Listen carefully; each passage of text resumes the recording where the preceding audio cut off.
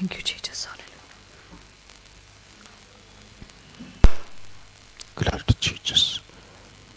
बाप के बलि की आरती. Glory to Jesus. Glory to Jesus. Thank you, Jesus. Hallelujah. Praise the Lord. Hallelujah. Hallelujah. Hallelujah. Hallelujah. Hallelujah. Thank you, Jesus. Thank you, Jesus. Hallelujah. Glory to God. Hallelujah. Hallelujah.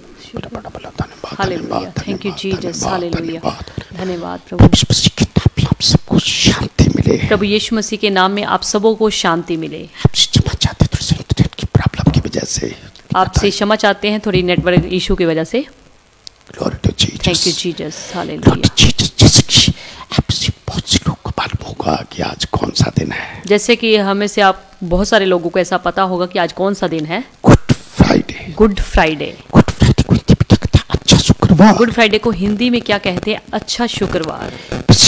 लोग अक्सर 3 festival celebrate करते हैं. सो मसीह लोग अक्सर 3 जो है festival जो है मनाते हैं. एक तो क्रिसमस. एक तो क्रिसमस जिसको प्रभु यीशु मसीह का जन्मदिन कहते हैं. जिसको प्रभु यीशु मसीह का जन्मदिन कहा जाता है. दूसरा गुड फ्राइडे. और दूसरा गुड फ्राइडे जिसको प्रभु यीशु मसीह का क्रॉस पर चढ़ाए दिन का दिन कहा जाता है. जिसको प्रभु यीशु मसीह के क्रॉस पर चढ़ाए गए दिन को कहा जाता है. तीसरा ईस्टर. और तीसरा ईस्टर जिसको प्रभु यीशु मसीह का जी उठने का दिन कहा जाता है. जिसको प्रभु यीशु मसीह का मुर्दों में से जी उठने का दिन कहा जाता है. अक्सर आप लोगों ने कैलेंडर में देखा होगा. अक्सर आप लोगों ने कैलेंडर में देखा होगा.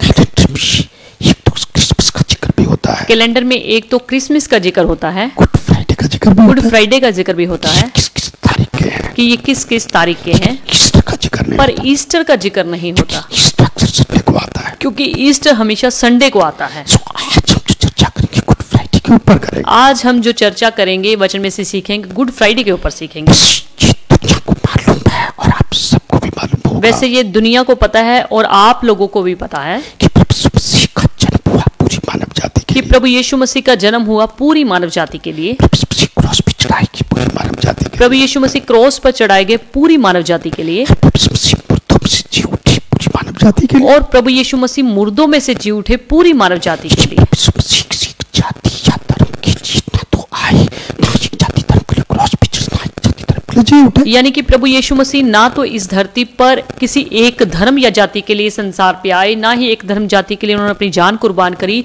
और ना ही एक धर्म जाति के लिए वो मुर्दों में से जी उठे. आज हम चर्चा करेंगे गुड फ्राइडे के ऊपर. आज के दिन काफी जगह मसीह लोग रोते हैं. आज के दिन काफी जगह पर मसीह जो लोग हैं वो रोते हैं, अफसोस प्रकट करते हैं. अफसोस प्रकट करते हैं मसीह को क्रॉस पे लटकाया गया. कि हमारे प्रभु यीशु मसीह को इस दिन क्रॉस पे लटकाया गया. ये रोने का दिन नहीं. खैर ये रोने का दिन नहीं, ये अफसोस प्रकट करने का दिन नहीं. ये अफसोस प्रकट करने का दिन नहीं, ये परमेश्वर का शुक्र करने का दिन है. ये प्रभु परमेश्वर प्रभु यीशु मसीह का शुक्र करने का दिन है. क्योंकि प्रभु यीशु परमेश्वर ने, पिता परमेश्वर ने, स्वर्गीय परमेश्वर ने इस दिन प्रभु यीशु मसीह को जो है क्रॉस पे चढ़ाया. पृथ्वी पर भेज के क्रॉस पे चढ़ाया. पृथ्वी पर भेज करके क्रॉस पर चढ़ाया. क्रॉस पे चढ़ाए गए. यानी कि इस दिन प्रभु यीशु मसीह क्रॉस पे चढ़ाए गए. क्रॉस पे चढ़ाकर अपना पवित्र लहू बहाया. क्रॉस पर चढ़ाकर उन्होंने अपना पवित्र खून बहाया. मानव जाति के लिए जान कुर्बान. और पूरी मानव जाति के लिए उन्होंने जान कुर्बान करी. मानव जाति के पापों से मुक्ति का रास्ता खोल दिया. प्रभु यीशु मसीह ने पूरी मानव जाति के लिए पापों के से मुक्ति का रास्ता खोल दिया. अगर प्रभु यीशु मसीह क्रॉस पे ना लटकाए जाते पापों में पड़ा रहता, तो इंसान जो है पापों में ही पड़ा रहता. इंसानों के लिए पापों से मुक्ति का रास्ता ना खुलता. इसको गुड फ्राइडे कहा जाता है. इसलिए इसको गुड फ्राइडे कहा जाता है. अच्छा शुक्रवार, यानी कि अच्छा शुक्रवार कहा जाता है. से आप लोग सुनते होंगे. देखिए अक्सर आप दूसरे लोगों से ऐसा सुनते होंगे, एक प्रश्न सुनते होंगे, क्या प्रभु यीशु मसीह ने कोई गलती कर दी थी कि उनको क्रॉस पे चढ़ाया गया? काफी लोग ऐसा कहते हैं कि आपके प्रभु यीशु मसीह के पास इतनी पावर नहीं थी कि वो क्रॉस की मौत से अपने आप को ना बचा पाते. क्योंकि उस समय जब प्रभु यीशु मसीह इस धरती पर थे, क्रॉस की सजा सबसे कठोर सजा होती थी. यानी कि एक श्रापित सजा कहा जाता था. जो सजा हम लोगों को पूरी मानव जाति को अपने पापों की वजह से मिलनी चाहिए थी, ले ली। वो सजा प्रभु यीशु मसीह ने अपने ऊपर ले ली। अगर हम गलतियों 3 की 13 में पढ़े, अगर हम गलतियों की किताब 3 अध्याय उसकी 13 में पढ़ें, देखिए उसमें साफ लिखा हुआ है देखिए वहां पर साफ लिखा हुआ है कि ये जो क्रॉस की सजा थी वो कैसी सजा होती ये जो क्रोस की सजा थी वो कैसी सजा होती है। है। मसीह ने जो हमारे लिए श्रापित बना, हमें मोल लेकर व्यवस्था के श्राप से छुड़ाया, क्योंकि लिखा है, जो कोई काट पर लटकाया जाता है वह श्रापित है। जो कोई काट पे लटकाया जाता है वो श्रापित है। जो कोई काट पर लटकाया जाता है वह शापित है। उस वक्त काट पर लटकाए जाने की सजा सबसे श्रापित सजा थी। उस पर काट पर लटकाया जाना सबसे शापित सजा थी। सो प्रभु यीशु मसीह को देखिए वो सजा दी गई। देखिए प्रभु यीशु मसीह को वो सजा दी गई। ऐसा नहीं कि प्रभु यीशु मसीह ने कोई पाप किया था। ऐसा नहीं कि प्रभु यीशु मसीह ने कोई पाप कोई गलती की थी। ऐसा भी नहीं कि प्रभु यीशु मसीह के अंदर कोई गलती थी। ऐसा नहीं कि प्रभु यीशु मसीह के अंदर कोई गलती थी। ये तो परमेश्वर की योजना थी। ये तो परमेश्वर की एक योजना थी। जीवित परमेश्वर की योजना थी। जीवित परमेश्वर की ये योजना थी। वो शब्द जो आदि भी शब्द था वो दान करके जमीन पर जाए। वो शब्द जो शब्द है वो आदि में है, जो शब्द है वो धरती पर जाए, पृथ्वी पर जाए, इस तरीके से जाए। देखिए प्रेरितों का काम 2 का 23 में क्या लिखा है? देखिए प्रेरितों के काम 2 अध्याय उसकी 23 में क्या लिखा है कि परमेश्वर की योजना थी। कि ये परमेश्वर की पहले से ही योजना थी। जी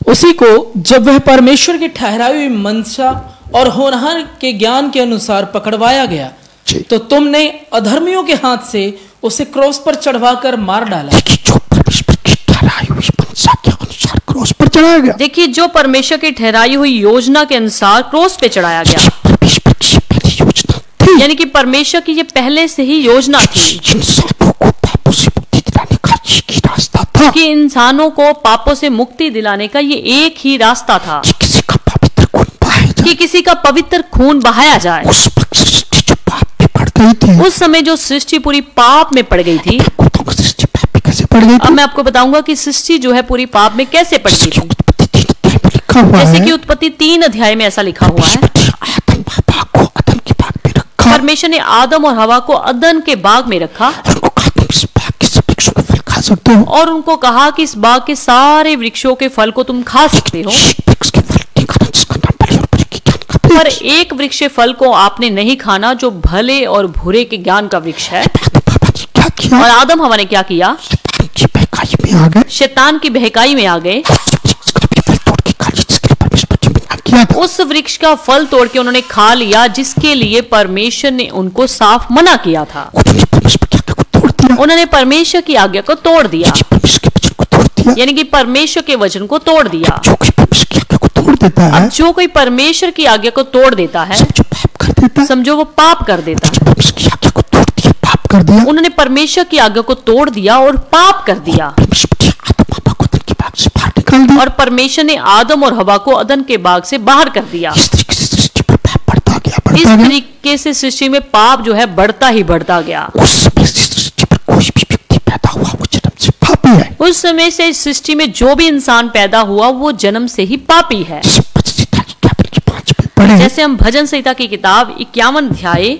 उसकी 5 आयत में देखें, जी, देख मैं अधर्म के साथ उत्पन्न हुआ और पाप के साथ अपनी माता के गर्भ में पड़ा। पाप के साथ अपनी माता के गर्भ में पड़ा। पाप के साथ अपनी माता के गर्भ में पड़ा। हालेलुया। अधर्म के साथ उत्पन्न हुआ अधर्म के साथ उत्पन्न हुआ और पाप के साथ अपनी माता के गर्भ में पड़ा। और पाप के साथ अपनी माता के गर्भ में पड़ा। हालेलुया। हालेलुया। जब हम रोमियो 3 का 23 में पढ़े, जब हम रोमियो की किताब 3 अध्याय उसकी 23 में पढ़े, पढ़िए। देखिए क्या लिखा है उसमें।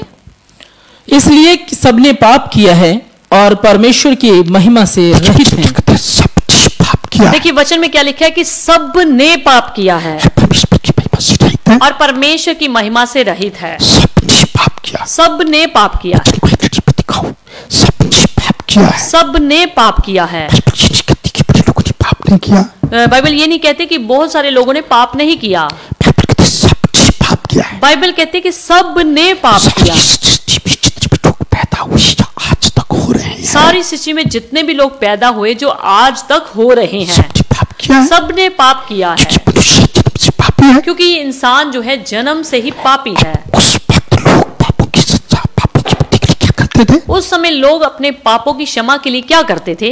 बलिदान दिया करते थे, बलिदान दिया करते थे। जैसे लेवी व्यवस्था किताब में लिखा है, पुराने नियम में जैसे लेवी व्यवस्था की किताब में भी लिखा हुआ है, उस वक्त लोग पापों की क्षमा के लिए क्या करते थे? उस समय लोग अपने पापों की क्षमा के लिए क्या करते थे? कोई बकरी का बलिदान देता था, कोई बछड़ों का बलिदान देता कोई था, बकरी का बलिदान करता था, कोई बछड़ों का बलिदान करता था, उनको लगता था थोड़ी सी बिगड़ी पापों से मुक्ति मिल जाएगी, और उनको लगता था कि हमारे पापों के लिए हमें कुछ समय तक माफी मिल जाएगी, कुछ समय तक माफी मिल भी जाती और थी, कुछ समय तक उनको माफी मिल भी जाती थी, लेकिन उनको पापों की क्षमा पक्के तौर पे नहीं मिलती थी। पर उनको पापों की क्षमा पक्के तौर पे नहीं मिलती थी। स्थायी तरीका ये था नहीं कोई भी, सो इस तरीके का कोई था ही नहीं, इस तरह का कोई स्थायी तरीका था नहीं। कोई स्थायी पक्का तरीका था ही नहीं। और ये संभव भी कैसे था कि मनुष्य पाप करे और पशुओं की बलि चढ़ाई जाए, उनके पापों की मुक्ति मिल जाए? और ये संभव ही कैसे था कि इंसान पाप करे और बकरों की बछड़ों की बलि चढ़ा के वो अपने पापों से के लिए सदा के लिए माफी प्राप्त कर ले, इंसान एक सर्वश्रेष्ठ प्राणी है, क्योंकि इंसान एक सर्वश्रेष्ठ प्राणी है। पशुओं की बलिदान मनुष्य के पापों की मुक्ति कैसे दे सकता है? पशुओं का बलिदान इंसान की पापों को मुक्ति कैसे दिला सकता पशु मनुष्य से श्रेष्ठ थोड़ी है। है? पशु जो है इंसान से श्रेष्ठ थोड़ा ना है। परमेश्वर एक ऐसे व्यक्ति के खून की खोज में था, सो परमेश्वर एक ऐसे व्यक्ति की खून की खोज में था, एक ऐसे व्यक्ति के बलिदान की खोज में था, यानी कि एक ऐसे व्यक्ति के बलिदान की खोज में था जिसका लहू पवित्र हो, जिसका लहू पवित्र हो, जिसने कोई पाप न किया, जिसने कोई पाप ना किया हो। और परमेश्वर चाहता था उस व्यक्ति का बलिदान दिया जाए, और परमेश्वर चाहता था कि उस इंसान का बलिदान जो है दिया जाए, उसका खून बहाया जाए, बलिदान दे दिया जाए, उसी का खून दिया बहाया जाए ताकि एक बार सबके लिए बलिदान दे दिया जाए। क्योंकि पापों की मुक्ति के लिए पवित्र लहू का बहाया जाना आवश्यक था, क्योंकि पापों की मुक्ति के लिए एक पवित्र खून का बहाया जाना जरूरी था। जैसे कि इब्रानियों की 12 में लिखा है। जैसे इब्रानियों की किताब 9 अध्याय उसकी 12 आयत में ऐसा लिखा है। बढ़िया आयत दिखाते रहो। इब्रानियों 9 अध्याय उसकी 12 आयत, और बकरों और बछड़ों के लहू के द्वारा नहीं पर अपने ही लहू के द्वारा एक ही बार पवित्र स्थान में प्रवेश किया और अनंत छुटकारा प्राप्त किया। बकरों और बछड़ों के लहू के द्वारा नहीं, बकरों के बछड़ों के लहू के द्वारा नहीं, परमेश्वर के पुत्र ने प्रवेश किया, सिर्फ एक ही परमेश्वर के बेटे यीशु के लहू के द्वारा कुर्बानी दी, एक ही बार प्रभु यीशु ने कुर्बानी दी और सारे पापों की मुक्ति का रास्ता खुल गया। और सारे पापों की मुक्ति के लिए रास्ता खुल गया। इब्रानियों का 22 में पढ़े, अगर हम इब्रानियों 9 अध्याय उसकी 22 आयत में देखें, सच तो यह है कि व्यवस्था के अनुसार प्राय सब वस्तुएं लहू के द्वारा शुद्ध की जाती हैं। व्यवस्था उस वक्त ये कहा करते थे, व्यवस्था उस समय ये बताया करती थी, आज भी व्यवस्था ये कहती है, और आज भी व्यवस्था ये कहती है, व्यवस्था में लिखा हुआ है, व्यवस्था में लिखा हुआ है, सब वस्तुएं पवित्र लहू के द्वारा शुद्ध हो जाती है। सब वस्तुएं उस पवित्र लहू के द्वारा शुद्ध की जाती हैं। वो पवित्र लहू केवल प्रभु यीशु मसीह का था, पर वो लहू सिर्फ प्रभु यीशु मसीह का ही था। इंसान के लहू पाने से पापों से मुक्ति नहीं किसी मिलती। इंसान के लहू बहाने के द्वारा इंसानों को मुक्ति नहीं मिल सकती। इब्रानियों 10 के 4 में देखिए एक बात और लिखी हुई है, इब्रानियों 10 अध्याय की 4 आयत में देखिए क्या लिखा हुआ है। क्योंकि अनहोना है कि बैलों और बकरों का लहू बकरों का लहू इंसान के पापों को दूर कि करे, बैलों और बकरों का लहू इंसान को पापों से दूर करे। जो एक ऐसे इंसान की बलि की जरूरत थी, सो एक ऐसे इंसान की बलि की जरूरत थी जिसका खून पवित्र हो, जिसका खून पवित्र हो, जिसने कभी कोई पाप न जिसने किया। कभी कोई पाप ना किया हो। अब ऐसा कोई व्यक्ति उस जमीन पर था नहीं, ऐसा कोई इंसान इस धरती पर था ही नहीं जो पवित्र हो, जिसने कभी कोई पाप न किया। जो पवित्र हो, जिसने कोई पाप ना किया हो। बाइबल में जब आदम हवा ने पाप किया था, बाइबल में जब आदम और हवा ने पाप किया था, उसने गोदन के भाग से बाहर निकाला था, सो परमेश्वर ने जब अदन के बाग से उनको बाहर कर दिया था, आदम को भी श्राप दिया था, हवा को भी श्राप दिया था, सांप को भी श्राप दिया था। आदम को भी श्राप दिया, हवा को भी श्राप दिया और सांप को भी श्राप दिया था। उसी वक्त परमेश्वर जी की भविष्यवाणी करते थे उसी समय परमेश्वर ने एक भविष्यवाणी कर दी थी कि एक दिन ऐसा होगा, इकलौता पुत्र जमीन पर आएगा, उसका पवित्र खून बहाया जाएगा। कि एक दिन एक लौता पुत्र इस धरती पर आएगा और उसका पवित्र खून बहाया जाएगा। भविष्यवाणी करती थी कि शपथ रूपी परमेश्वर जमीन पर आएगा। यानी कि परमेश्वर ने भविष्यवाणी कर दी थी कि शब्द रूपी जो है इस धरती पर आएगा। देखिए उत्पत्ति 3 की 15 में लिखा है, देखिए उत्पत्ति की किताब 3 अध्याय उसकी 15 आयत में यूं लिखा है, और मैं तेरे और स्त्री के बीच में और तेरे वंश और इसके वंश के बीच में जी। बैर उत्पन्न करूंगा। हाँ। वह तेरे सिर को कुचल डालेगा और तू उसकी एड़ी को डसेगा। देखिए उसी वक्त परमेश्वर ने भविष्यवाणी कर दी थी, देखिए उसी समय परमेश्वर ने भविष्यवाणी कर दी, सांप को चेतावनी देते हुए भविष्यवाणी कर दी थी। सांप को चेतावनी देते हुए भविष्यवाणी कर दी थी तेरे पास और इस स्त्री के पास में बैर उत्पन्न करूंगा। मैं तेरे वंश और इस स्त्री के वंश में बैर उत्पन्न करूंगा। इसको फिर से पढ़ दीजिए। मैं तेरे और स्त्री के बीच में और तेरे वंश और इसके वंश के बीच में बैर उत्पन्न करूंगा। वह तेरे सिर को कुचल डालेगा और तुम उसकी एड़ी को डसेगा। वो तेरे सिर को कुचलेगा तो तू उसकी एड़ी को डसेगा। यानी कि शैतान को उसी समय चेतावनी दी थी। अब प्रभु यीशु मसीह जब इस धरती पर आ गए थे, उन्होंने पहले ही अपने लिए भविष्यवाणी कर दी थी कि इस तरीके से मनुष्य का पुत्र पकड़वाया जाएगा और मारा जाएगा। अगर हम मत्ती की किताब 16 अध्याय उसकी 21 आयत में देखें, देखिए प्रभु यीशु मसीह जीते जी इस धरती पर भविष्यवाणी करते थे। उस समय से यीशु अपने चेलों को बताने लगा कि मुझे अवश्य है कि यरूशलेम को जाऊं और पुरानियों और महायाजकों और शास्त्रियों के हाथ से बहुत दुख उठाऊं और मार डाला जाऊं और तीसरे दिन जी उठूं। देखिए प्रभु यीशु मसीह खुद ही भविष्यवाणी किया करते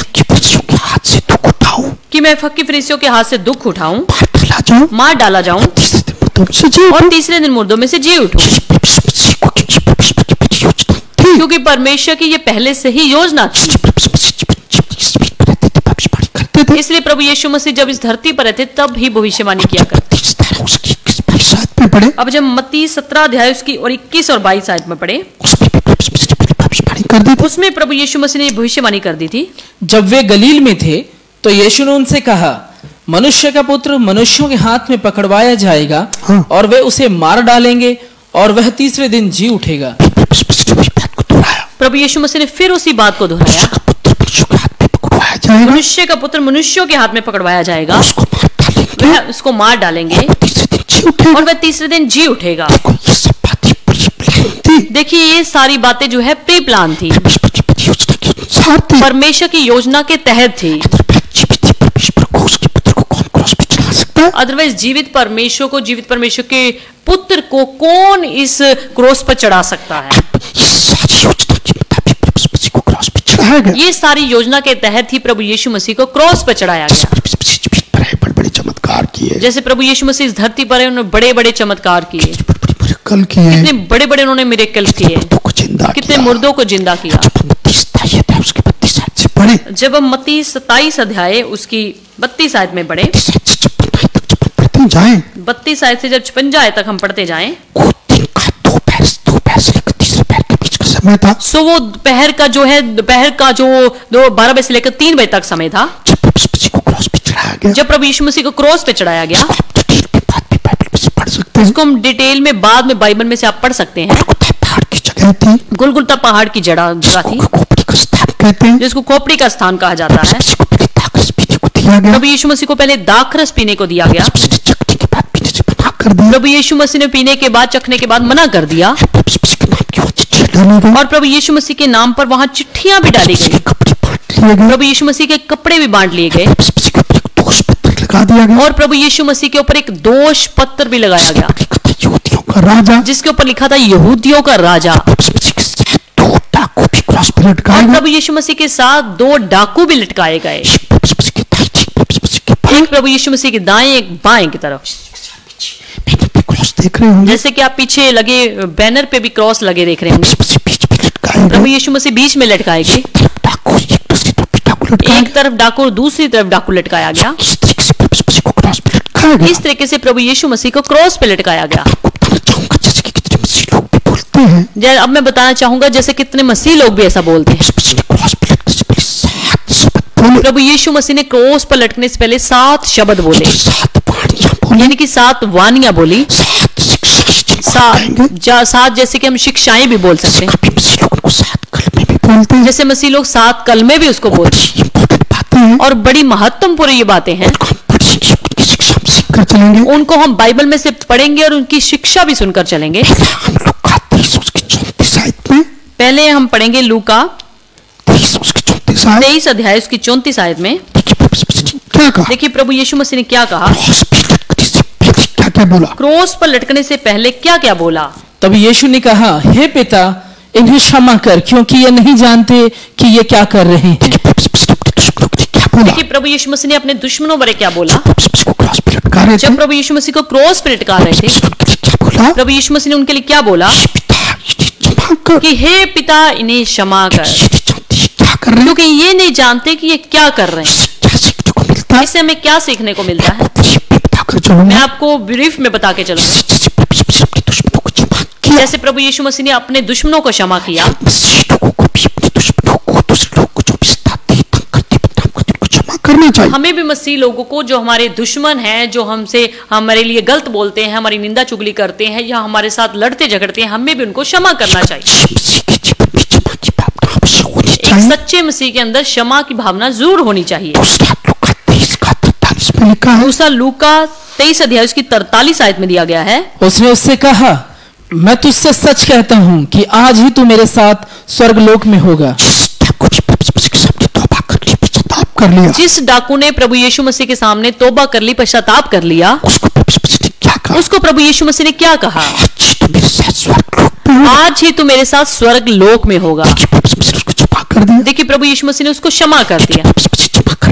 प्रभु यीशु मसीह क्षमा करने वाला है। प्रभु यीशु मसीह क्षमा करने वाला है। इससे हमें सीखने को क्या मिलता है? और इससे हम सीखने को क्या मिलता है? पश्चाताप करने वाले व्यक्ति को आज भी परमेश्वर क्षमा कर सकता है। पश्चाताप करने वाले इंसान को परमेश्वर प्रभु यीशु मसीह आज भी क्षमा कर सकता है। पश्चाताप करने वाला व्यक्ति सच्चे दिल से पश्चाताप कर लेता है, और जो इंसान सच्चे दिल से पश्चाताप कर लेता है, उस व्यक्ति स्वर्ग में जाएगा। वो ही इंसान स्वर्ग में जाएगा। जिस दिन न्याय का दिन होगा, जिस दिन न्याय का समय होगा, उस व्यक्ति स्वर्ग में जाएगा। वही इंसान स्वर्ग में जाएगा। तीसरी बाणी प्रभु यीशु मसीह ने यूहन्ना में बोली, तीसरी वाणी प्रभु यीशु मसीह ने यूहन्ना की किताब में बोली। 19:26 आए। यूहन्ना 19 अध्याय उसकी 26 और 27 आयत। जी, यीशु ने अपनी माता और उस चेले को जिससे वह प्रेम रखता था पास खड़े देखकर अपनी माता से कहा, हे नारी, देख यह तेरा पुत्र है।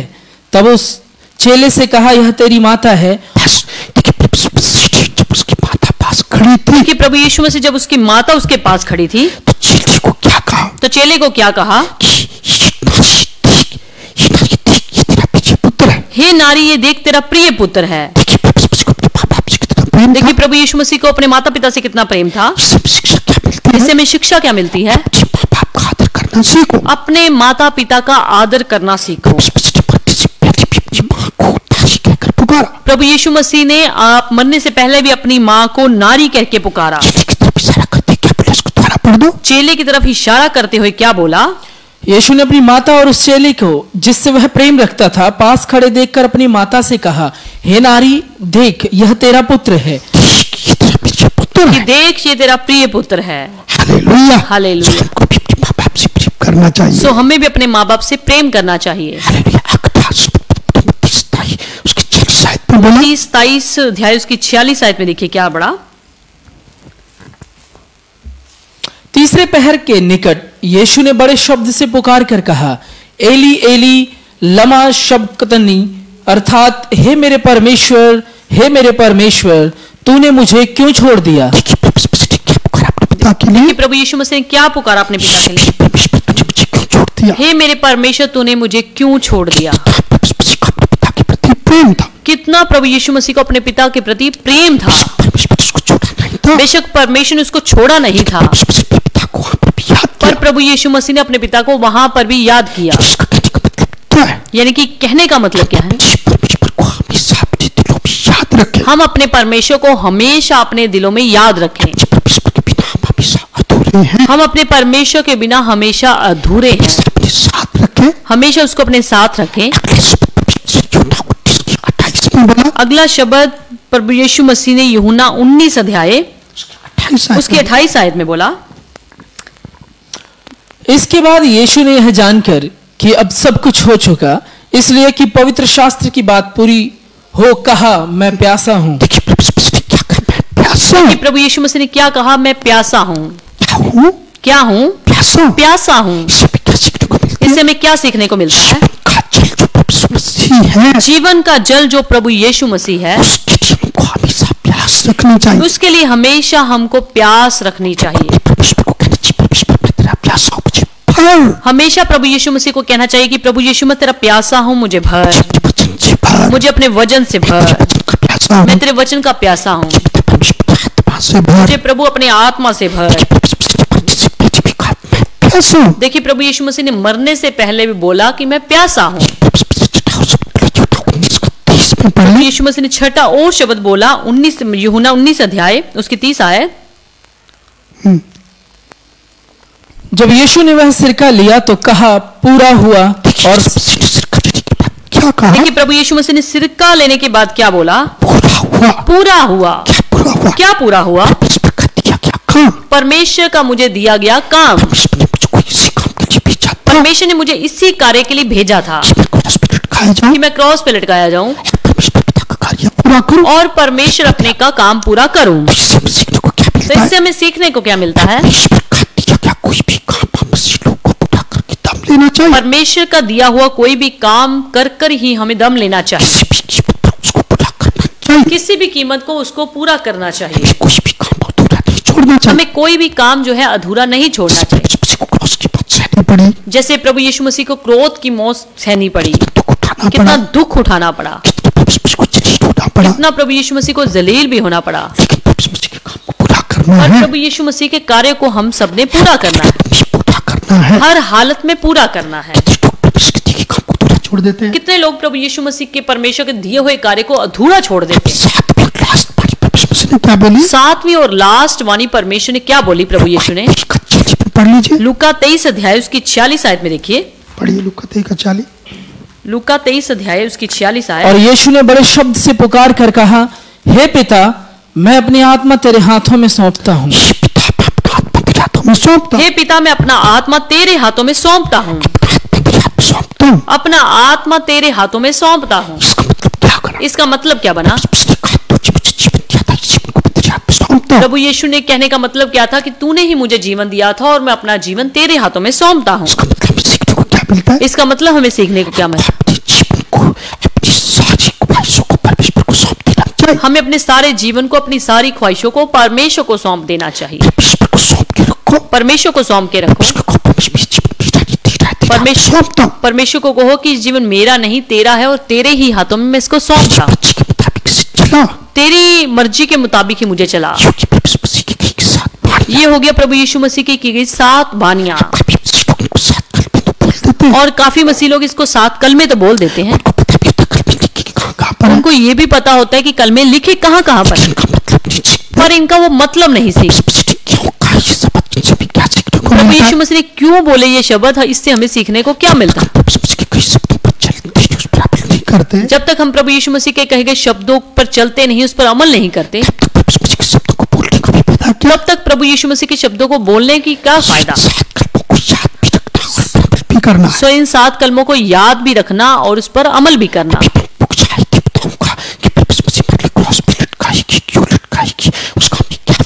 सो इस अभी मैं कुछ आयतें ऐसे बताकर बाइबल में से चलूंगा कि प्रभु यीशु मसीह क्रॉस पर लटकाएंगे, क्यों लटकाएंगे और इससे हमें क्या फायदा।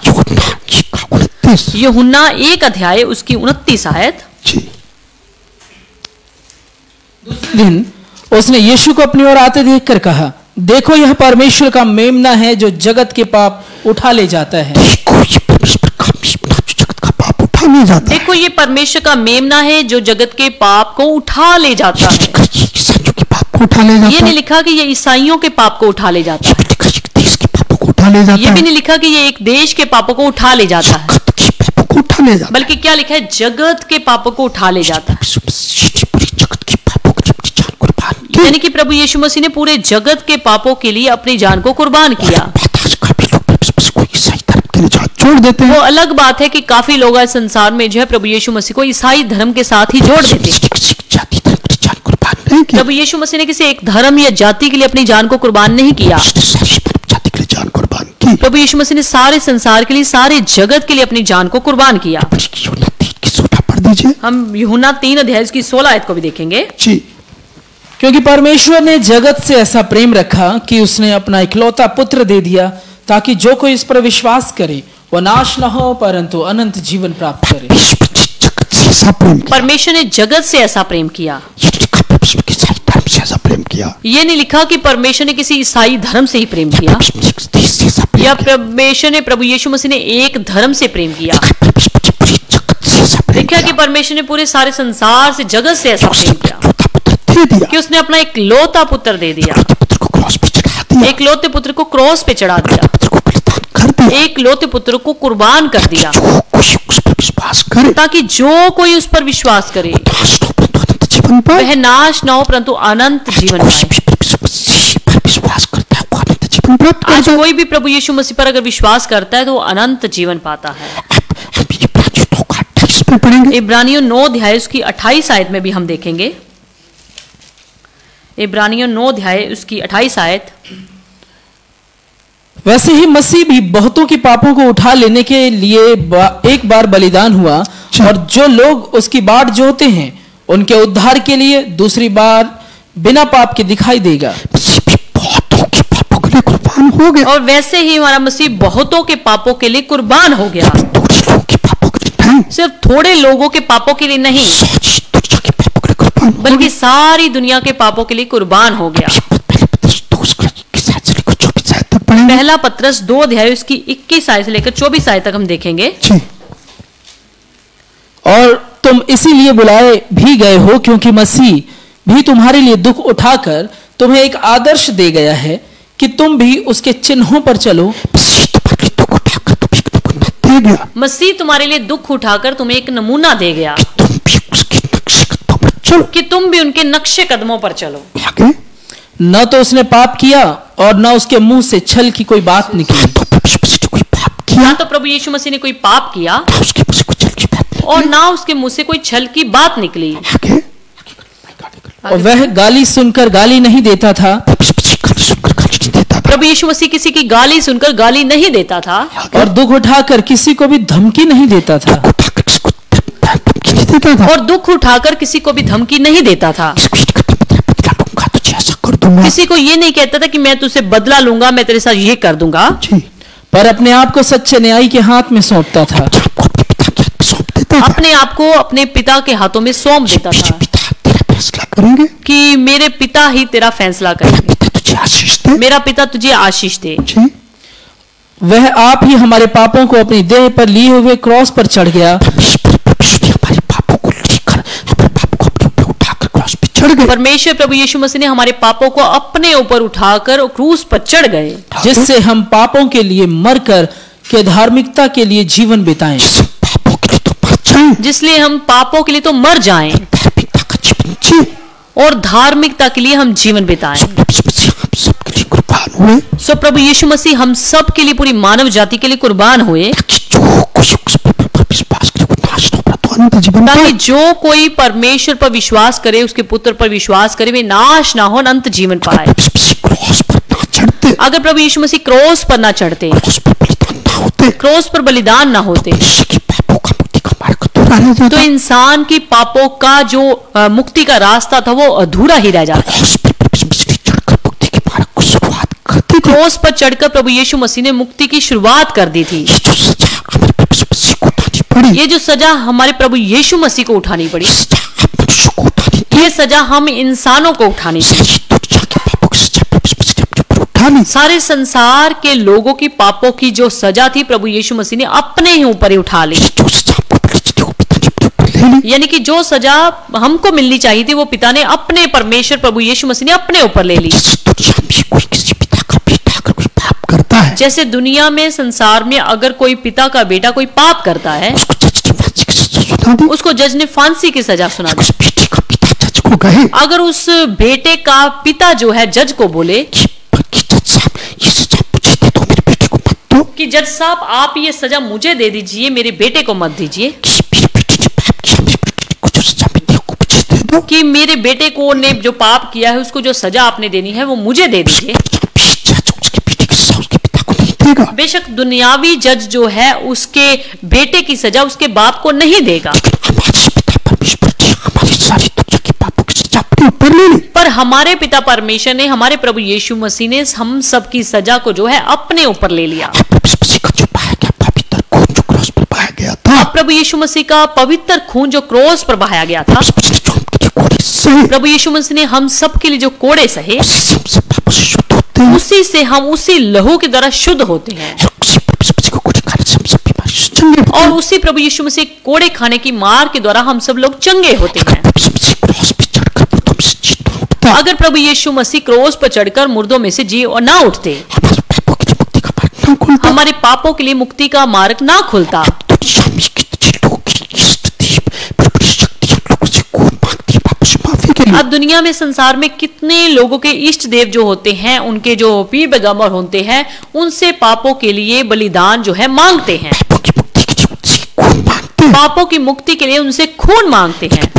कौन मांगा जी, कौन दिया। और प्रभु यीशु मसीह हमारे ने खून हमसे मांगा नहीं, बल्कि अपना पवित्र खून दे दिया। सब कुछ जितने भी दुनिया में लोग रहते हैं, आप किसी भी जाति किसी भी धर्म के क्यों ना हो, सो हम संसार में जितने भी लोग रहते हैं, चाहे किसी भी धर्म या किसी भी जाति, किसी भी वर्ग से संबंधित क्यों ना हो, अगर हम प्रभु यीशु मसीह के उस खून पर विश्वास करें, अगर हम प्रभु यीशु मसीह के उस खून पर विश्वास करें, उस कुर्बानी पर विश्वास प्रभु करें, यीशु मसीह की उस कुर्बानी पर विश्वास करें, उसके कोड़े सहने पर विश्वास प्रभु करें, यीशु मसीह के कोड़े सहने पर विश्वास करें, मेरे लिए भी प्रभु यीशु मसीह को भेजा, कि परमेश्वर ने प्रभु यीशु मसीह को मेरे लिए इस धरती पर भेजा, प्रभु यीशु मसीह मेरे लिए भी कीमत चुकता कर दी, कि परमेश्वर प्रभु यीशु मसीह ने मेरे लिए भी कीमत चुकता कर दी, कोड़े सहे, प्रभु यीशु मसीह ने मेरे लिए भी कोड़े सहे, प्रभु यीशु मसीह ने मेरे लिए भी खून बहाया, प्रभु यीशु मसीह ने मेरे लिए भी खून बहाया। तो सच में आप मुक्ति के मार्ग पर आ सकते हैं, तो सच में आप मुक्ति के मार्ग पर आ सकते सच हैं, में आप अपने पापों से क्षमा पा सकते हैं, सच में आप अपने पापों से क्षमा प्राप्त कर सकते हैं। तो तैयार है सारी जगत को पापों से मुक्ति देने के लिए, परमेश्वर तो तैयार है सारे जगत को उनके पापों से मुक्ति देने के लिए। परमेश्वर बिल्कुल नहीं चाहता कोई भी लोग संसार में नरक में जाए, परमेश्वर बिल्कुल नहीं चाहते कि कोई भी इंसान जो है अपने पापों में पड़ा ही रहकर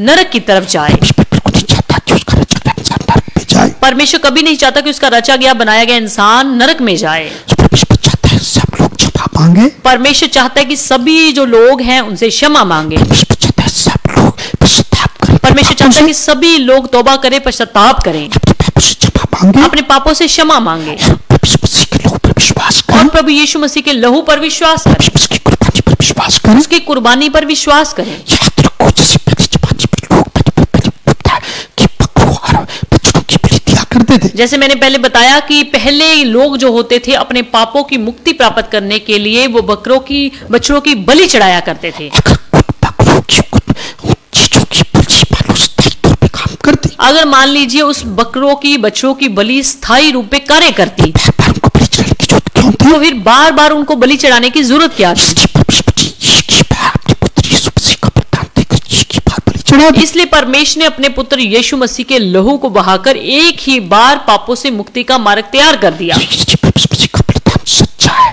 पवित्र है, हम सब उसके बलिदान पर विश्वास करना चाहिए। इसलिए प्रभु यीशु मसीह का बलिदान सच्चा है और सबके लिए है और हमें उस पर विश्वास करना चाहिए। हम सच्चाई को जानने के बावजूद पर भी पाप करते अगर रहे, हम सच्चाई को जानने के बावजूद भी हम पाप करते रहें, उसके बाद तो कोई बलिदान बाकी नहीं, उसके बाद कोई बलिदान बाकी नहीं है। उसका पुत्र की बलिदान चढ़ा दिया, परमेश्वर ने अपने एक लौते पुत्र का बलिदान हम सबके लिए चढ़ा दिया, पुत्र को कुर्बानी दे दी, एक लौते पुत्र की कुर्बानी दे दी। इसके बाद और किसी का बलिदान बाकी नहीं, इसके बाद और किसी का बलिदान जो है बाकी नहीं। हम सब लोगों को जितने भी दुनिया में इस आवाज को सुनते हैं, जितने भी संसार में जो लोग हैं इस बाइबल को सुनते हैं, वचनों को सुनते हैं, परमेश्वर के पुत्र यीशु मसीह की कुर्बानी पर विश्वास करो, परमेश्वर के पुत्र यीशु मसीह की कुर्बानी पर विश्वास करो, कि परमेश्वर मसीह की बलि एक मानव जाति के लिए नहीं आए, क्योंकि प्रभु यीशु मसीह सिर्फ एक मानव या जाति के लिए नहीं आए, परमेश्वर मसीह ने एक जाति के लिए देश के लिए जान कुर्बान की, ना ही प्रभु यीशु मसीह ने किसी एक देश या एक धर्म या एक जाति या एक वर्ग के लोगों के लिए अपनी जान कुर्बान की। मसीह ने सारी जगत के लिए जान कुर्बान की। परमेश्वर ने सारे जगत के लिए अपनी जान को कुर्बान किया। शुक्रवार का दिन था जिस दिन परमेश्वर मसीह को क्रॉस पे लटकाया गया तो था, शुक्रवार का वो दिन था जब प्रभु यीशु मसीह को क्रॉस पे लटकाया गया, जिसको गुड फ्राइडे कहा जाता है, इसलिए इसको गुड फ्राइडे कहा जाता है। बुरा दिन होता है जिसको बैड फ्राइडे कहा जाता अगर है, ये फ्राइडे जो था बैड फ्राइडे, बुरा फ्राइडे होता तो इसको बैड फ्राइडे कहा जाता, इसको गुड फ्राइडे क्यों कहा गया? पर इसको गुड फ्राइडे क्यों बोला गया? मनुष्य की मुक्ति का मार्ग खुला था, इस दिन मनुष्य की पापों की मुक्ति का मार्ग खुला था। इसकी पूरा जो मुक्ति का मार्ग था परमेश्वर मसीह की मृत्यु में से जी उठने के बाद पूरा हुआ था। बेशक इसका पूरा मुक्ति का रास्ता जो था प्रभु यीशु मसीह के मुर्दों में से जी उठने के बाद पूरा हुआ था। बाकी का वचन हम संडे को यानी ईस्टर का दिन परमेश्वर मसीह का जी उठने का जो दिन है, उस दिन सीख कर चलेंगे। बाकी का जो वचन है हम प्रभु यीशु मसीह के मुर्दों में से जी उठने का दिन यानी कि हम ईस्टर के दिन, संडे के दिन, परसों 4 तारीख को सीखेंगे। परसों को संडे को फिर मिलेंगे। सो अगर प्रभु ने चाहा तो हम संडे को, इतवार को, ईस्टर के दिन फिर से मिलेंगे। सो ईस्टर का दिन, संडे का दिन प्रभु यीशु मसीह के मुर्दों में से जी उठने का दिन कहा जाता है। बेशक हर संडे को ही हम प्रभु यीशु मसीह का मुर्दों में से जी उठने का दिन मनाते हैं। साल भी एक दिन स्पेशल तौर पे सेलिब्रेट करते हैं। हर साल में एक दिन स्पेशल तौर पे हम इसको सेलिब्रेट करते हैं। उस दिन ये मीटिंग ऑनलाइन होगी, ऑफलाइन होगी, आपको ग्रुप में मैसेज डाल दिया जाएगा। सो ये मीटिंग परसों को इतवार को ऑनलाइन होगी या ऑफलाइन होगी, यानी कि चर्च में होगी, ये आपको ग्रुप में बता दिया जाएगा। जितने भी SPT फैमिली ग्रुप से जुड़े हुए सबको इन्फॉर्मेशन भेज दी जाएगी। सो जितने भी एसपीटी फैमिलीज ग्रुप में जुड़े हुए लोग हैं उनको इन्फॉर्मेशन दे दी जाएगी। सेवादारों को अलग से WhatsApp ग्रुप में मैसेज भेज दिया और जाएगा। सेवादारों को अलग से उनके ग्रुप में बता दिया जाएगा। केवल जितने सेवादारों को बुलाया जाए कोई पहुंचे। अगर ऑनलाइन ये होती है, मीटिंग होती है, तो और जितने सेवादारों को बुलाया जाता है उतने ही सेवादार पहुंचे। शाम से बाहर तक ये कल शाम तक क्लियर कर देंगे। सो ये हम कल शनिवार का तक हम जो है क्लियर कर देंगे। नहीं चाहते किसी भी तरह सरकार की गाइडलाइंस को तोड़े। हम नहीं चाहते कि किसी भी रीति से सरकार की जो गाइडलाइन हमें मिली है उसको हम तोड़ें। वैसे हर साल हमारा 4 अप्रैल 5 अप्रैल को SPT का एनिवर्सरी डे होता है। वैसे हर साल को हमारा 4 अप्रैल 5 अप्रैल को चर्च की एनिवर्सरी का डे होता है। 4 तारीख का संडे पड़ता है, उस दिन हमारा SPT का एनिवर्सरी का डे भी है। सो 4 तारीख ईस्टर पड़ता है और उसी दिन एसपीटी की सियोन प्राइवेट की एनिवर्सरी का दिन भी है। जैसे प्रभु की मर्जी, प्रभु की रजा में राजी रहते हैं। सो फिर भी जैसी प्रभु की मर्जी होती है हम उसी में राजी रहते हैं। उस दिन भी अगर ऑनलाइन वर्शिप हुई आपको बता दिया जाएगा और चाहे तो लोग ऑनलाइन जुड़कर मैसेज को अटेंड करें। सो अगर ऑनलाइन वर्शिप होगी वो भी आपको बता दिया जाएगा, ज्यादा से ज्यादा लोग जुड़कर उस सर्विस को अटेंड करें। अभी जितने भी कुछ लोग यहाँ पर प्रे टावर में आए हैं जिनके पास ऑनलाइन अटेंड करने की सुविधा नहीं, अभी जितने भी लोग प्रे टावर में आए हुए हैं जिनके पास ऑनलाइन ये मैसेज सुनने की, इस वर्शिप अटेंड करने की सुविधा नहीं है, उन सब लोगों के लिए जैसे कि आज काफी लोग रोजे में होते हैं, उन सब लोगों के लिए जैसे आज काफी लोग रोजे में होते हैं, उन सभी के लिए रोजा खोलने के लिए भोजन का प्रबंध किया गया उन है। सब के लिए रोजा खोलने के लिए भोजन का प्रबंध किया गया है। सीनियर कमेटी के मेंबर ब्रदर ज्ञानजीत की तरफ से प्रबंध किया गया है। हमारी सीनियर कमेटी के मेंबर ब्रदर ज्ञानजीत के परिवार की तरफ से उस लंगर का प्रबंध किया गया सभी के सभी सिंपल सा भोजन खाकर जाए। है। सभी के सभी उस भोजन को खा करके जाएं सभी के सभी सही सलामत अपने घरों में और पहुंचे। सभी के सभी अपने घरों में सही सलामत पहुंचे। जहाँ तक कि सरकार की गाइडलाइन के मुताबिक आप जहाँ कहीं समाज में जाए कुछ भीड़ वाली जगह पर मत जाए। सो याद रखें सरकार की गाइडलाइन के मुताबिक जैसे हिदायतें हम सबको मिली हुई हैं, किसी भी भीड़ भड़ाके वाले इलाके में आप मत जाएं। कुछ कुछ जहाँ पर गए जरूरी वहाँ पर मत जाए। कोशिश करें जहां पर आपकी ज्यादा जरूरत नहीं है जाने की वहां पर मत जाइए। जब जाना हो तो मास्क लगाकर जाए और अगर कहीं इमरजेंसी में जाना भी है तो मास्क का प्रयोग जरूर करें डिस्टेंस बना के रखें। और डिस्टेंसिंग जो है बना करके रखें। इस साल सरकार ने अभी तक लॉकडाउन नहीं लगाया, बेशक इस साल सरकार ने अभी लॉकडाउन नहीं लगाया, आने वाले दिनों में लग जाए। हो सकता है आने वाले दिनों में लग जाए, याद रखना कि सरकार ने लॉकडाउन नहीं लगाया इसका मतलब ये नहीं कि कोरोना नहीं है। पर ये बात याद रखिए अगर सरकार ने इस बार लॉकडाउन नहीं लगाया तो इसका मतलब ये नहीं कि कोरोना नहीं है। कोरोना पिछले साल से भी ज्यादा है, कोरोना देखा जाए तो पिछले साल से भी ज्यादा है। इसलिए अपने आप का बचाव बना के रखें। तो इसलिए अपने आप का बचाव खुद ही बना के रखें आप सबको प्रभु सही सलामत रखें। और परमेश्वर आप सबों को सही सलामत रखे। आपके लिए लास्ट में प्रार्थना करेंगे। अभी हम लास्ट में आप सबके लिए प्रार्थना करेंगे। इसकी कुर्बानी पर विश्वास रखें। प्रभु यीशु मसीह की कुर्बानी पर विश्वास रखें। इसके पवित्र लहू पर विश्वास प्रभु रखें। यीशु मसीह के पवित्र लहू पर विश्वास रखें। इसके कोड़े खाने के दिन को याद रखें। प्रभु यीशु मसीह के कोड़े खाने के दिन को याद रखें इसके कोड़े खाने के दिन के बारे में दूसरों को बताते और रहें। प्रभु यीशु मसीह के इस कोड़े खाने के दिन को सभी को बताते रहें। सबको बताते रहे कि प्रभु यीशु मसीह ने आपके लिए कोड़े सहे, आपके लिए भी कोड़े सहे। सभी को बताते रहें कि प्रभु यीशु मसीह ने आपके लिए भी कोड़े सहे, आपके लिए भी कोड़े इसने सहे। सारी मानव जाति के लिए कोड़े सहे। प्रभु यीशु मसीह ने सारी मानव जाति के लिए कोड़े सहे। इसने सारी मानव जाति के लिए खून बहाया। प्रभु यीशु मसीह ने सारी मानव जाति के लिए अपना खून बहाया। हम धर्म जातियों पे बटे हुए लेकिन प्रभु यीशु मसीह के लिए कोई धर्म जाति नहीं। बेशक हम धर्म जातियों में बटे हुए हैं पर परमेश्वर के लिए कोई भी धर्म नहीं। अभी सब आंखें बंद कर ले। अभी सब जन अपनी आंखों को बंद कर लेंगे, छोटी सी प्रार्थना हम करेंगे। छोटी सी प्रार्थना में जाएंगे अपने सिरों को ढके रखें। और बहनें अपने सिरों को ढक लें। खुदा आपने आज की ऑनलाइन वर्शिप अपने हाथ में लेकर चला, आपका शुक्रिया करते हैं। प्यारे परमेश्वर आज के ऑनलाइन सर्विस पर अपने आशीष के लिए आपका धन्यवाद करते हैं। आपने अपनी सभा को अपने हाथों में लेकर चला, आपका धन्यवाद। आपने इस सभा को अपने हाथों में लेकर चलाया, आपका धन्यवाद। आपने पहले आराधना पर आशीष दी, आराधना टीम को इस्तेमाल किया, आपका धन्यवाद। आपने पहले आराधना पे आशीष दी, आराधना टीम को इस्तेमाल किया, आपका धन्यवाद। आपने उसके बाद अपने दास दासी के पिछले अपना वचन देकर इस्तेमाल किया, आपका धन्यवाद। उसके बाद पिता परमेश्वर अपने अपने दास दासी के वसीले अपना वचन देकर इस्तेमाल किया, आपका धन्यवाद। जब आपका ये क्रॉस पे चढ़ाई देने का दिन आपने हम सबको इस वचन पर सीखने का मौका दिया, आपका शुक्रिया प्रभु। जब पिता परमेश्वर आज आपका क्रोस पे चढ़ाए जाने के दिन में खुदावंद आपने हम सबको सिखाया, हम आपका धन्यवाद करते हैं प्रभु। आपका क्रॉस पे चढ़ाई देने का दिन हम कुछ भी व्यर्थ न जाने दें। होने दे पिता परमेश्वर, हम सुनने वाले समझने वाले कोई भी खुदावंद इस आपके क्रोस पर चढ़ाए गए दिन को व्यर्थ ना जाने दे। इस मसीह की इस कुर्बानी को व्यर्थ न जाने दें। प्रभु यीशु मसीह की इस कुर्बानी को व्यर्थ ना जाने दे। अगर कोई भी जन मसीह को जानने के बावजूद भी पाप करता है, समझो प्रभु इस मसीह की कुर्बानी को व्यर्थ ठहराता है। क्योंकि कोई भी जन अगर विश्वास करने के बाद, बाइबल को जानने के बाद, वचनों को जानने के बाद पाप करता है, समझो वो प्रभु यीशु मसीह की कुर्बानी को व्यर्थ ठहराता है। सारी दुनिया को यीशु बचा पहुंचाए पिता, ये प्रभु यीशु मसीह सारी जगत के लिए आया, सारी जगत के लिए जान कुर्बान की। सारी दुनिया को इस बात को समझाएं कि प्रभु यीशु मसीह सारी मानव जाति के लिए इस धरती पर आया और सभी के लिए उसने अपनी जान को कुर्बान किया। दुनिया में, संसार में एक एक जन जान जाए कि प्रभु यीशु मसीह ही सच्चा परमेश्वर है, क्योंकि परमेश्वर आप तो सारी मानव जाति से प्रेम करते हैं। आप नहीं चाहते कि कोई लोग दुखों में रहे, कोई परेशानियों में रहे, क्योंकि परमेश्वर अपने सारी मानव जाति के लिए अपने पुत्र यीशु मसीह को इस धरती पर भेजा और प्रभु यीशु मसीह ने सारी मानव जाति के लिए अपनी जान कुर्बान की। उन्होंने परमेश्वर सुनने वाले सभी जन इस वचन के द्वारा बरकत पाए।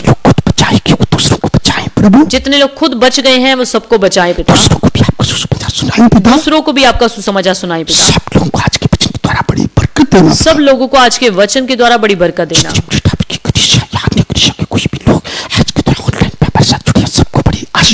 जितने भी कलीसिया के लोग खुदावंद हमारे साथ ऑनलाइन जुड़ी है या चर्च में आए के बैठे हैं, खुदावंद उन सबों को स्वर्ग से बड़ी बरकत दे। या अन्य लोग हमारे साथ जुड़े उन सबों को आशीष दे।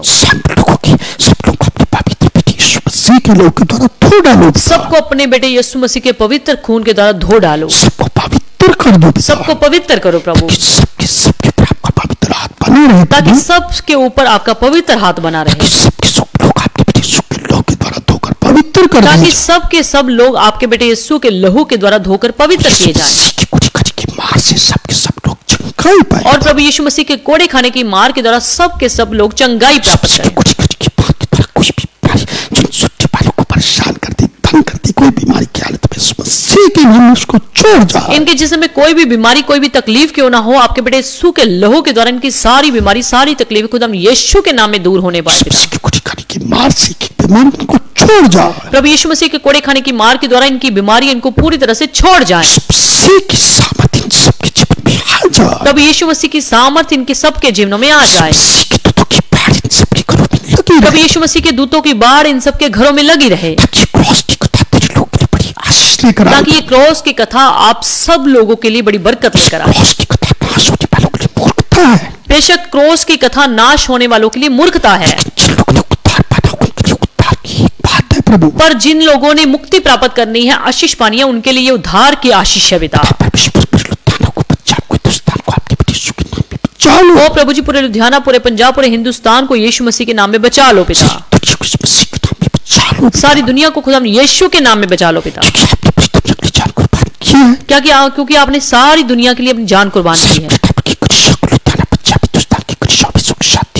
सारी कलीसियाओं को, लुधियाना की, पंजाब के, हिंदुस्तान की कलीसिया में आशीष दे दो। सब जगह से कोरोना का खतरा खुदा यीशु के नाम में खत्म होने पाए। हमारे देश के प्रधानमंत्री, राष्ट्रपति और सारे कैबिनेट मिनिस्टर को बड़ी बरकत दो पिता, ताकि पिता परमेश्वर आपकी स्वर्गीय बुद्धि के द्वारा इस देश को चलाने पाए पिता। दिल्ली में चल रहा किसान आंदोलन परमेश्वर आपके बेटे यीशु के नाम में दूर हो जाए। जो पिता परमेश्वर आपकी इच्छा, आपकी मर्जी है, उसके मुताबिक उसको हल कर दीजिए, ताकि सारे के सारे किसान अपनी पत्नी, अपने बच्चों के साथ, अपने परिवारों में, अपने घरों में लौटे पिता। हमारे देश में, हमारी सीमाओं पर आशीष बनी रहे पिता। हमारे पूरे पंजाब में सुख शांति बनी रहे, पूरे लुधियाना में सुख शांति दे दो पिता। बढ़ता जा रहा है पिता, आपकी जनता को बचा लो। इतना कोरोना का खतरा बढ़ता जा रहा है, परमेश्वर अपने लोगों को बचा लो। सारी दुनिया को इस खतरे से बचा लो पिता। बेशक हम मानते हैं कि सारी दुनिया में पाप बढ़ रहे हैं, बुराइयां बढ़ रही हैं, पर प्रभु जी फिर भी आप अपने लोगों पर कृपा कीजिए।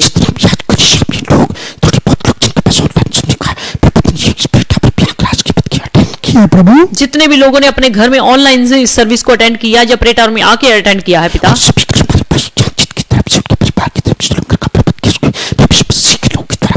कर दो। उन सब के लिए जो हमारे भाई ज्ञानजित के परिवार की तरफ से लंगर का प्रबंध किया गया, उस पर आशीष दो, उनको खाने से आशीष मिले पिता। दे दे। भाई ज्ञानजित को परिवार को खुदावंद उस खाने के बदले, उस लंगर के बदले 100 गुना 1000 गुना बरकत हो। उसको लोग कुछ खाकर जाते हैं, सब लोग आशीष पाए, बरकत पाए, चंगाई पाए। जब लोग इस भोजन को खा के जाते हैं, लंगर को खाते जाते हैं, सब लोग आशीष, चंगाई, खुशी, शांति पाए पिता। सब लोग सही सलामत अपने घरों में पहुंचाना पिता। सब लोगों को सही सलामत अपने घरों में पहुंचाना पिता। जिंदगी को जो आपका जी उठने का दिन है, मैं बस एकत्र होने का फजल दे रहा। जो आने वाले संडे आपके मुर्दों में से जी उठने का दिन है, आपकी मर्जी के मुताबिक हमें मनाने का फजल देना। किया जाए। आप हमें उस दिन गाइड करें कि उस दिन ऑनलाइन वर्शिप की जाए या ऑफलाइन की जाए। तेरी मर्जी के मुताबिक हम आगे बढ़ना चाहते हैं और किसी भी रीति से सरकार की दी गई गाइडलाइन को हम तोड़ना नहीं चाहते। पूरी हो जाए प्रभु, तेरी मर्जी पूरी हो पिता।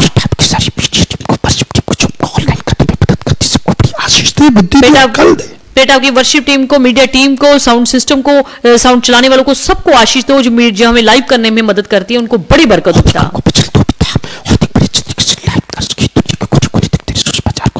और पिता परमेश्वर और ज्यादा बुद्धि, अकल, समझ बुझ से भर दो ताकि और अच्छे ढंग से लाइव करने में उनकी सहायता करे पिता, ताकि ज्यादा से ज्यादा वचनों को पूरी दुनिया के कोने कोने तक पहुंचाने पाए। सुन ले। धन्यवाद प्रभु जी, आपने प्रार्थना को सुन लिया। से मांगा प्रार्थना को पिता परमेश्वर आपके प्रियपुत्र हम सबके मुक्तिदाता प्रभु यीशु के नाम से मांगा है। आमीन। आमीन। हमारे खुदावंद यीशु मसीह का फजल, खुदा बाप की मोहब्बत, की शराकत और रिफाक हमसे लेकर हम सबके साथ, खुदा के सब मुकद्दस लोगों के साथ होते रहे। आमीन। आमीन। आमीन। याद रखिए, एक अनाउंसमेंट याद रखिए, इस संडे को प्रभु यीशु मसीह के मुर्दों में से जो जी उठने का दिन होगा वो पहला रविवार होगा इस महीने का। दिया जाता और है। आपको पता है कि पहले रविवार को प्रभु भोज दिया जाता है। ऑफलाइन हुई तो प्रभु सभी को यहीं पर देंगे। अगर तो वर्शिप ऑफलाइन हुई तो सभी को प्रभु यहीं पर दिया जाएगा। ऑनलाइन आपको सूचित कर दिया जाएगा। अगर वर्शिप ऑनलाइन हुई तो आप सबको सूचित कर दिया जाएगा। पर बिना सूचना पाए, बिना फोन के कोई भी चर्च में मत आए। अगर ऑनलाइन ही वर्शिप हुई तो ऑनलाइन ही सबके लिए प्रार्थना कर दी जाएगी। और आप प्रभु भोज अपने घरों में ही ले सकते हैं।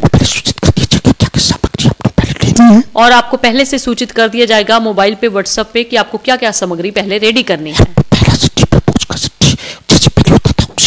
होगा। और पहला प्रभु भोज का रविवार का संडे जो होता था उसी तरीके से होगा। फिर मिलेंगे। परमेश्वर ने चाहा तो किसी रीति से हम संडे को फिर से मिलेंगे। सबको सलाम। आप सबको सलाम, सबको जय मसीह की। आमीन। जय मसीह की। जय मसीह।